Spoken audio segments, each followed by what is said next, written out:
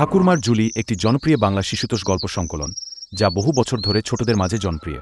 এটি মূলত ঠাকুরমার মুখে শোনানো বিভিন্ন মজার ও শিক্ষামূলক গল্পের একটি সংগ্রহ। গল্পগুলো সাধারণত কাল্পনিক, রূপকথা। বাবা মরে যাওয়ার পরে তোদের দুই বোনকে এই কোলে পিঠে করে মানুষ করেছি। এখন যে তোরা বড় হয়েছিস মা, তোদের যে এখন বিয়ে দিতে হবে। আবার শুরু করলে মা তুমি? বলছি না আমরা দুই বোন তোমাকে ছেড়ে কোথাও যাব না। তাই বললে হয় রে মা? মেয়েরা বড় হলে তো শ্বশুর বাড়িতে যেতে হয়, এটাই যে বিধাতার বিধান। মা বাদ দাও তো এইসব কথা, এখনো অনেক দেরি আছে। ও মা, তোমাকে যে বলতে এসেছিলাম তা হলো আমরা দুই বোন নদীতে জল আনতে যাচ্ছি। আচ্ছা মা যা, আমি মোড়লের বাড়িতে যাব, বিকেলের কাজগুলো করতে হবে। আচ্ছা মা তাহলে তুমি যাও, আমরাও গেলাম। এই বলে সীতা আর মিতা জল আনতে নদীর ঘাটে যায়। মিতা আর সীতা চলে গেলে মালিনীও মোড়লের বাড়িতে কাজ করতে চলে যায়। সীতা শোন, আজ না আমরা নদী থেকে মাছ ধরে নিয়ে আসবো, ঘরে তো কিছু নাই রাতে রান্না করার মতো।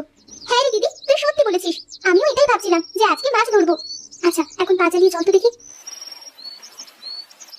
দিদি আগে জল ভরে নি, না হলে নদীতে নামলে তো জল ঘোলা হয়ে যাবে। হ্যাঁ রে তুই ঠিক বলেছিস, হ্যাঁ হ্যাঁ তাই কর। এই রে যা, একটা মাছ চলে গেল। আমি একটা ধরেছি, তাড়াতাড়ি উপরে ছুঁড়ে মার, না হলে চলে যাবে। হ্যাঁ হ্যাঁ মারছি মারছি। এই সীতা দেখ দেখ কত সুন্দর চিংড়ি। কি দিদি, লাল চিংড়ি? হ্যাঁ রে, আমি তো কোনোদিন লাল চিংড়ি দেখি নাই। দিদি চল এটা নিয়ে আমরা বাড়িতে যাই। হ্যাঁ রে চল। দিদি একটা কথা বলি? হ্যাঁ বল। দিদি আমরা এই মাছটা না মেরে চল আমাদের পুকুরে এটা ছেড়ে দিই, আমরা এই চিংড়িটা পুষি। তুই ভালো কথা বলেছিস বোন, এমন চিংড়ি তো কোথাও পাওয়া যাবে না। চল আজ থেকে আমরা দুই বোন এই চিংড়ি লালন পালন করি। থাক তুই, আজ থেকে তুই আমাদের বন্ধু। আর শোন, একদম চিন্তা করবি না, আমরা দুই বোন তোকে রোজ খাবার খাইতে দিব। সীতা দেখ দেখ চিংড়িটা ছুটাছুটি করছে কেমন, মনে হচ্ছে অনেক কষ্ট ওর। হ্যাঁ রে আমারও তাই মনে হচ্ছে। এমন সময় হঠাৎ চিংড়িটা কথা বলে ওঠে। না গো মেয়ে, আমার কোনো কষ্ট হচ্ছে না, আমি আজ অনেক খুশি তোমাদের মতো বন্ধু পেয়ে। কি তুমি কথা বলতে পারো? হ্যাঁ পারি তো, কেন দেখছো না আমি কথা বলছি? তাই তো দেখছি, তুমি কত সুন্দর কথা বলো, তোমার কথা শুনে আমার যে খুব ভালো লাগছে। এই সীতা গল্প পরে হবে, চল চল রান্না করতে হবে। আচ্ছা তুমি তাহলে থাকো বন্ধু, আমরা এখন যাই, বাড়িতে যে রান্না করতে হবে। হ্যাঁ হ্যাঁ যাও, আমি এখন থেকে এখানেই থাকবো।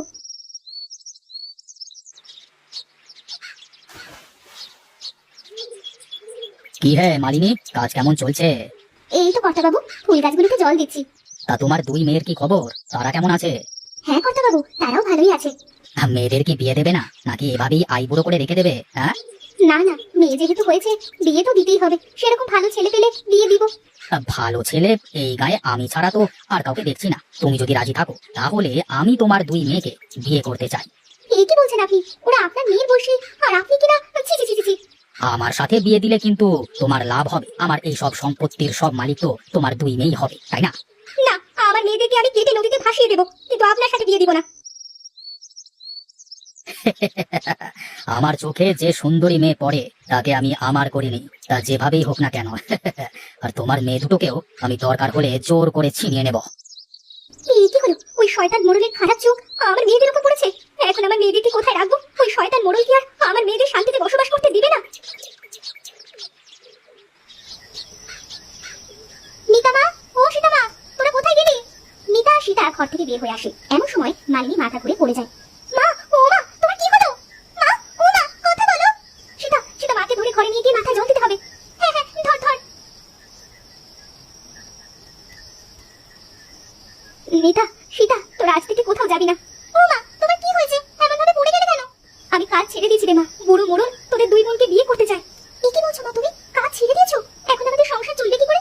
চিন্তা করিস না মা, একভাবে ঠিক চলে যাবে। শোন মা, তোদের বলি, তোরা বাড়ি বাইরে কোথাও যাবি না।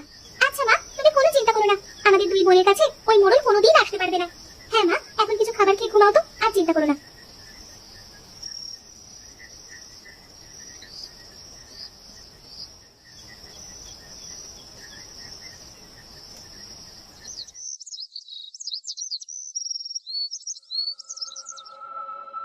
বন্ধু, ও চিংড়ি বন্ধু, কোথায় তুমি?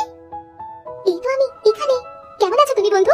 আমি ভালো আছি, কিন্তু তোমাদের মুখে এত চিন্তার ছাপ দেখছি কেন? কি হয়েছে বন্ধু তোমাদের?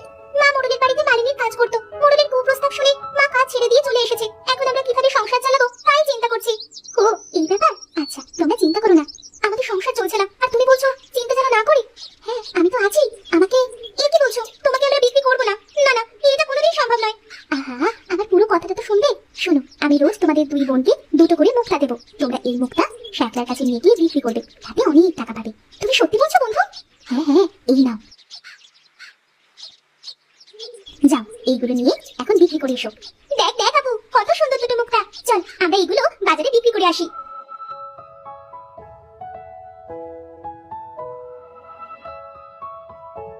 এত দামি মুক্তা কোথায় পেলে তোমরা? আমরা নদী থেকে কুড়িয়ে এনেছি। এই নদীতে এত দামি মুক্তা পাওয়া যায় তা তো জানা ছিল না। আচ্ছা, এই ধরো তোমাদের টাকা। দেখ দেখ বোন, আমাদের কত টাকা দিয়েছে শ্যাকরা। চল মা, যা কিছু বাজার করে বাড়িতে ফিরি।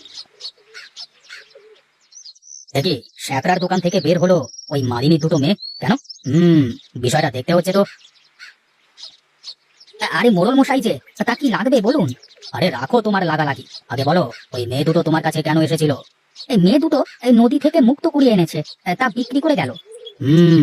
মুক্তা, কিন্তু মুক্তা তো সমুদ্রতে ছাড়া পাওয়া যায় না, তাহলে ওরা মুক্তা পেলো কোথা থেকে?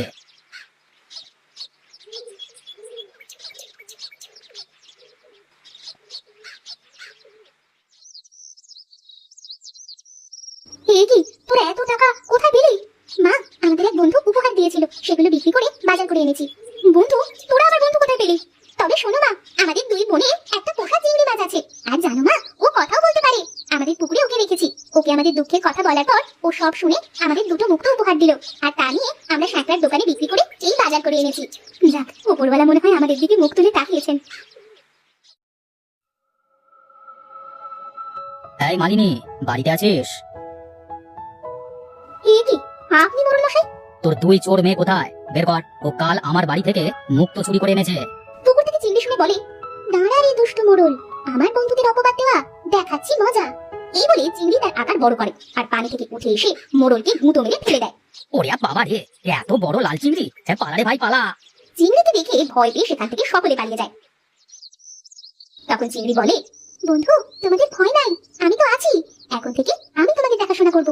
এই বলে চিংড়ি আবার পুকুরে ফিরে যায়। আর এরপর থেকে প্রতিদিন চিংড়ি দুটো করে মুক্তা দিত। তা বিক্রি করে নিতা আর সীতা দুই বোন তাদের পোষা চিংড়ি নিয়ে সুখে শান্তিতে বসবাস করতে শুরু করলো।